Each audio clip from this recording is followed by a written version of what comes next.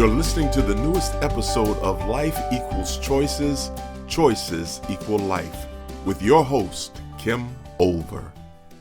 Hi, this is Kim, and today is episode 12 of Life Equals Choices, Choices Equal Life, and we are going to talk about learning a very important parenting skill, how to flex your parenting negotiation muscles. This week I want to talk about how to work out your differences with your kids so you can both get what you need. I often ask parents the question, whose needs are more important, theirs or their children's? The room is typically split on the answer. If you listened to last week's podcast when we talked about what type of parent you are, permissive parents give in to their children, usually giving them what they want without getting their own needs met. If this is you, you probably feel tired and taken advantage of by your children. This can lead to three possible outcomes: a parentified child who takes care of their parent, a child doing extreme things to get noticed by their parent, or a child who walks all over their parent. Strict parents are more concerned about their kids staying safe and towing the line. You get your needs met, but your kids don't, other than their safety and security need.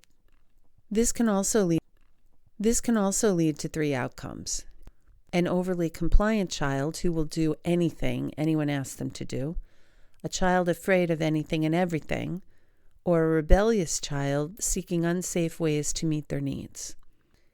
Choice parents understand it's crucial for parents to get their needs met. It's also just as crucial for children to meet theirs.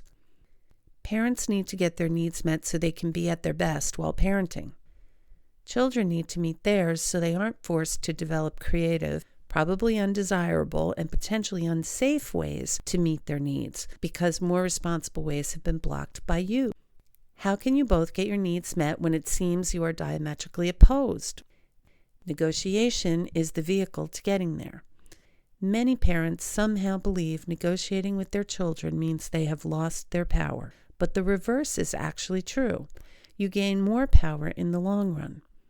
When your child sees you as fair, they will come to you to help them through challenges. They will trust you. They will be more honest with you. This is all capital you can use to your benefit to provide influence when your child needs you the most.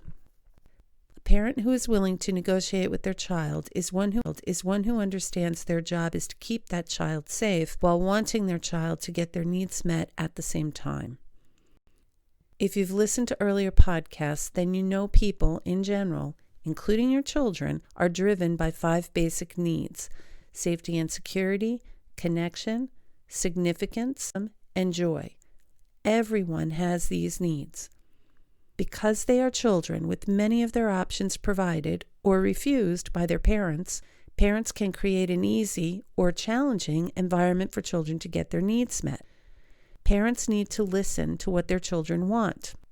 While doing that, it can be helpful to listen to the underlying need or needs that would be met if your child could have what they want. Parents need to figure out what they want in the long run and develop the patience and willingness to give up what they want right now in favor of getting what they really want later. Most parents want respect, obedience, and their child's safety. However, what they really want is a child who grows up to be competent, healthy, and happy. Negotiation is the way through these challenging times. Your children will tell you what they want. They won't normally be able to give voice to need. That's your job. There's a difference.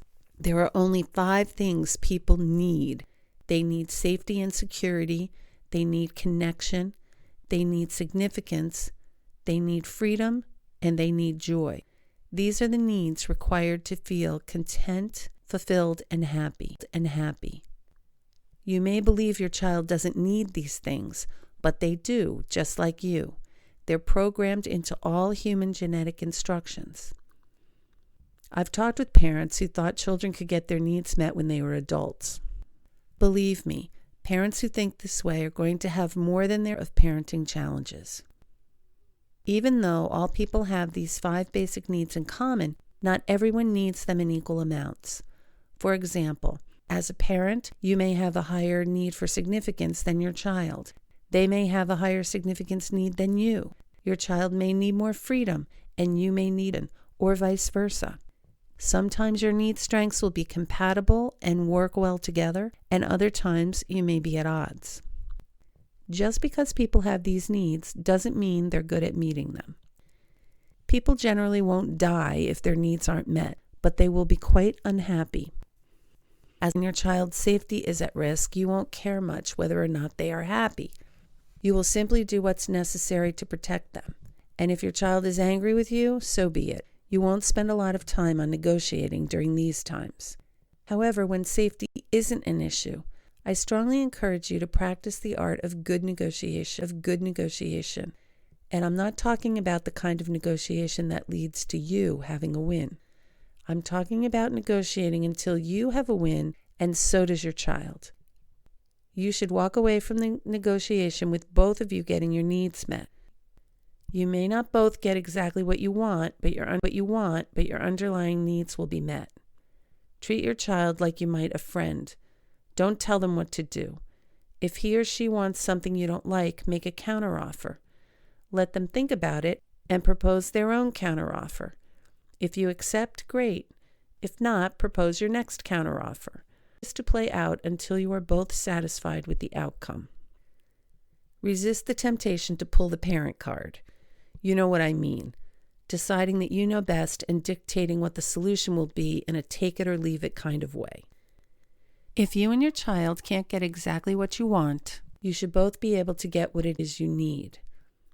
This is why it's important for you to listen to your child, to do the best you can to understand the need or needs behind your child's want so you can help them find an acceptable solution.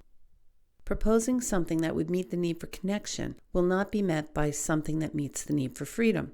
You will need to discuss your thoughts with your child for confirmation.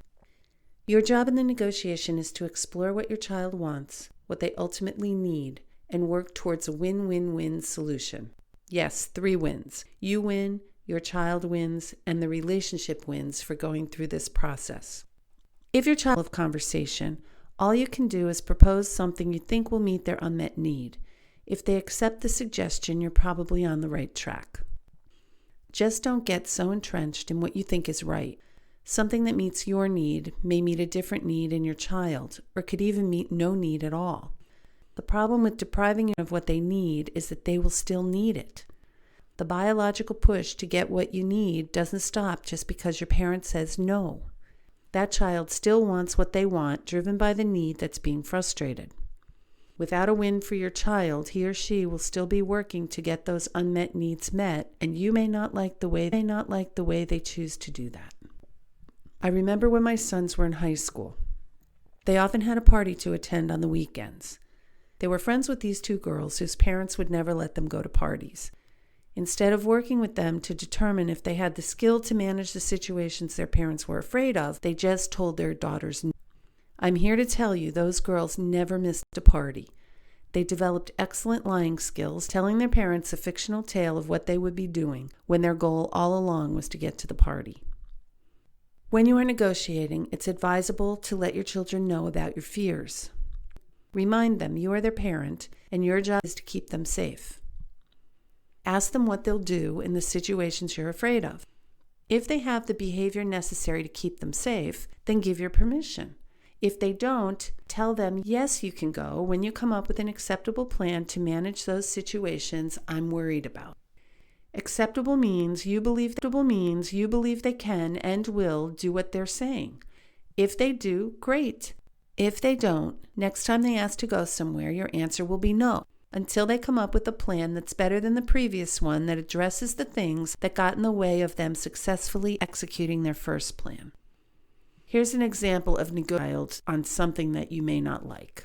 Let's pretend your child says he wants to spend time with a friend you don't know. You aren't sure he or she will be a good influence, and you instinctively want to say no when your child asks to go to their house for the weekend. You want them home with someone else you know. Your child is looking for some significant freedom, connection, and joy. You want to keep them safe. Could you take them to the friend's house, meet the parents, and pick your child up the same day without the sleepover? Could you invite the unknown child to stay at your house? Could you have your child plan a big sleepover at your house with people you're familiar with? You have many You have many options when you're working to help your child get their needs met responsibly, so you don't drive them to opt for riskier methods by saying no. If you're interested in more on negotiating differences, you will find more examples in my Empowerment Parenting ebook, which can be found at bit.ly/choice parenting. I hope you'll join me next week when I will be answering a question I hear a lot. How do kids learn responsibility without punishment? Talk with you then. This has been another thought-provoking episode of Life Equals Choices, Choices Equal Life. To listen to past episodes, please visit our website at www.therelationshipcenter.biz/podcast and remember to subscribe.